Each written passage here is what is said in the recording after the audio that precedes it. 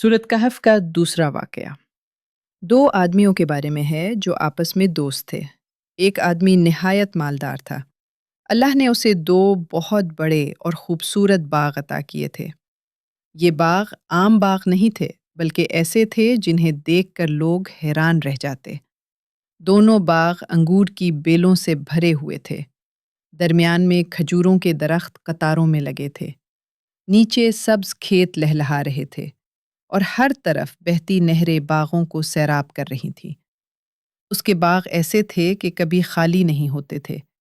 हर मौसम में फल देते थे और हर आने वाला उनकी शान देखकर मालिक की खुशकिस्मती का एतराफ़ करता था। अल्लाह ने उस शख्स को इतनी नेमत दी थी कि उसे किसी चीज़ की कमी ना थी।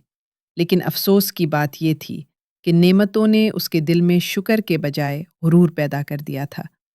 वो अपने गरीब साथी से बात करते हुए हमेशा फ़ख्र करता, उसे अपनी दौलत का एहसास दिलाता और यहाँ तक कि कहता, देखो, ये सब मेरी मेहनत का नतीजा है। मुझे नहीं लगता कि ये कभी ख़त्म होंगे और मैं तो क़यामत के होने पर भी यकीन नहीं रखता। ये बातें सुनकर उसका ईमानदार गरीब साथी दिल में दुख महसूस करता था।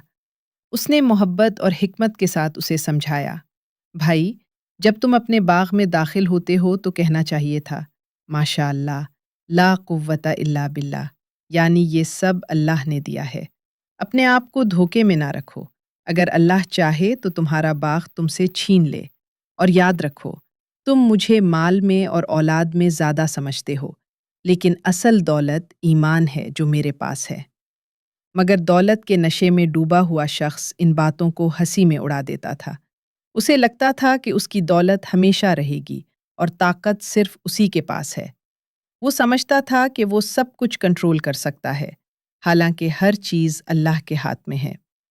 फिर एक दिन अल्लाह ने उसे वो हकीकत दिखा दी जिसे वो ना मानता था।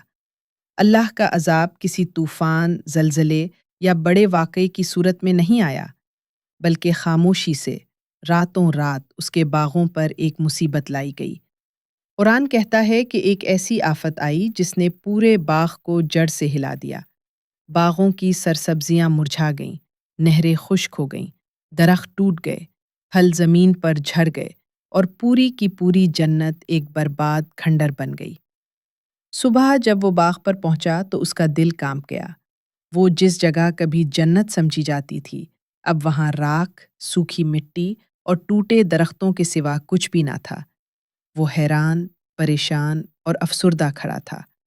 अपने हाथों पर हाथ मारने लगा, सर पकड़कर बैठ गया और कहने लगा, काश मैंने अल्लाह के साथ किसी को शरीक ना ठहराया होता। काश मैंने अपने रब का शुक्र किया होता। मगर अब पिछताने का फ़ायदा नहीं था। उसकी दौलत, बाग, शान सब ख़त्म हो चुकी थी।